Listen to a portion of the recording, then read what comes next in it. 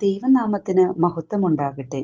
വലിയ നോമ്പിലെ ഈ ദിനത്തിൽ ധ്യാനത്തിനായി എടുത്തിരിക്കുന്ന വേദപാഠം 131 സങ്കീർത്തനം. സങ്കീർത്തനങ്ങൾ വിശ്വാസയാത്രയിലെ ഹൃദയഗീതങ്ങളാണ്. ദാവീദിനെ ദൈവം തിരഞ്ഞെടുത്തത് ഏറ്റവും ശ്രേഷ്ഠതയോടെയാണ്. ദാവീദ് തന്റെ ജീവിതത്തിൽ രുചിച്ചറിഞ്ഞ ദൈവാനുഭവത്തിന്റെ ആത്മാവിഷ്കരണമാണ് ഓരോ സങ്കീർത്തനവും. ഗർവവും നിഗളവും കൈവെടിഞ്ഞ് ദൈവത്തിൽ ആശ്രയിച്ച് സമാധാന ജീവിതം നയിക്കുന്ന ഒരു ഭക്തന്റെ അനുഭവ കഥയും പ്രബോധനവുമാണ് ഇതിന്റെ ഇതിവൃത്തം. ദാവീദിന്റെ 7 സാക്ഷ്യങ്ങളാണ് 1-2 വാക്യങ്ങളിൽ കാണുവാനായി സാധിക്കുന്നത്. അത് ഇങ്ങനെയാകുന്നു: എന്റെ ഹൃദയം ഗർവിച്ചിരിക്കുന്നില്ല, ഞാൻ നിഗളിച്ച് നടക്കുന്നില്ല, ഞാൻ വൻകാര്യങ്ങളിൽ ഇടപെടുന്നില്ല, അത്ഭുത വിഷയങ്ങളിൽ ഞാൻ ഇടപെടുന്നില്ല. ഞാൻ ഒരു പൈതലിനെ പോലെ പെരുമാറി, ഒരു പൈതലിനെ പോലെ എൻ്റെ പ്രാണനെ ശാന്തമാക്കി. എൻ്റെ പ്രാണൻ മുലകുടി മാറിയ പൈതലിനെ പോലെ ആകുന്നു. ഇവിടെ വിനയവും താഴ്മയും തകർന്ന മനസ്സുമുള്ള ഒരാളുടെ വിവരണമാണ് നമുക്ക് ലഭിക്കുന്നത്.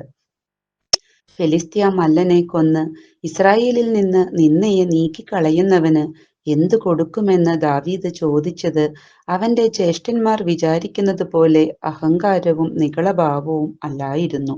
മറിച്ച് അവന്റെ കഴിവിലും സാമർത്ഥ്യത്തിലും ആശ്രയിക്കാതെ സിംഹത്തിന്റെ കയ്യിൽ നിന്ന് തന്നെ രക്ഷിച്ച യഹോവ ഫെലിസ്ത്യന്റെ കയ്യിൽ നിന്ന് രക്ഷിക്കുമെന്നുള്ള വിശ്വാസവും ദൈവാശ്രയത്തിന്റെ ഫലവുമായ വിനയവുമായിരുന്നു. 138 സങ്കീർത്തനത്തിന്റെ 6 വാക്യത്തിൽ ഇങ്ങനെ പറയുകയാണ്: യഹോവ ഉന്നതനെങ്കിലും താഴ്മയുള്ളവനെ കടാക്ഷിക്കുന്നു, ഗർവിയെയോ അവൻ ദൂരത്തു നിന്നും അറിയുന്നു. സ്വാർത്ഥമായ ആഗ്രഹങ്ങൾ അത് നമ്മെ നശിപ്പിക്കുന്നു.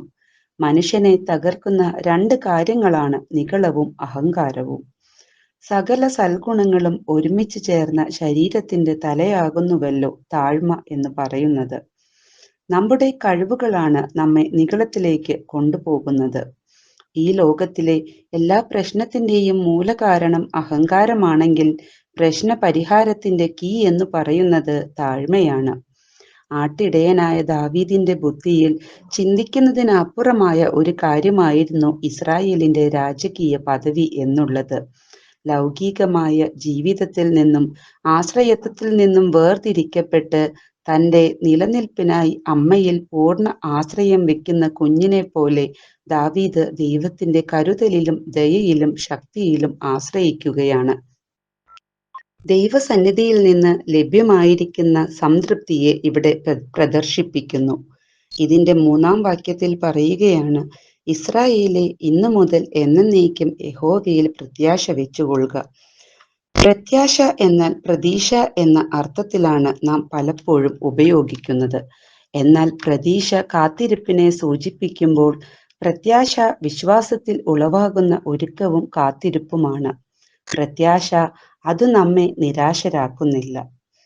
നല്ല ആട്ടിടയൻ, ധീരനായ യോദ്ധാവ്, പ്രഗത്ഭനായ ഭരണാധികാരി, മധുരഗായകൻ, ഗാനരചയിതാവ്, രാജ്യസ്നേഹി, ഇങ്ങനെ എല്ലാ നല്ല ഗുണങ്ങളുമുള്ള വ്യക്തിയായിരുന്ന ദാവീദ് ധാരാളം പ്രതിസന്ധികളിലൂടെയും പ്രശ്നങ്ങളിലൂടെയും കടന്നുപോയിരുന്നു. എന്നാൽ അവിടെയെല്ലാം ദൈവത്തിലുള്ള താഴ്മയും വിനയവും ആശ്രയവും അവന് കോട്ടയായി ഭവിച്ചു.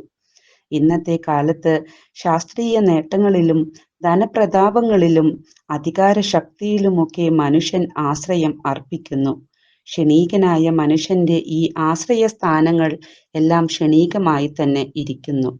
നാം കടന്നു പോകുന്നതായ ഈ നോമ്പുകാലത്തിൽ നമ്മെ തന്നെ ദൈവസന്നിധിയിൽ താഴ്ത്തി അഹങ്കാരവും നിഗളവും വെടിഞ്ഞ് ആ ദാവീദിനെ പോലെ ദൈവത്തിൽ പ്രത്യാശ അർപ്പിക്കുവാനും ദൈവത്തിന്റെ കരുതലിലും ദയയിലും ശക്തിയിലും ആശ്രയിക്കുവാനും സാധിക്കട്ടെ എന്ന് പ്രാർത്ഥിക്കുന്നു.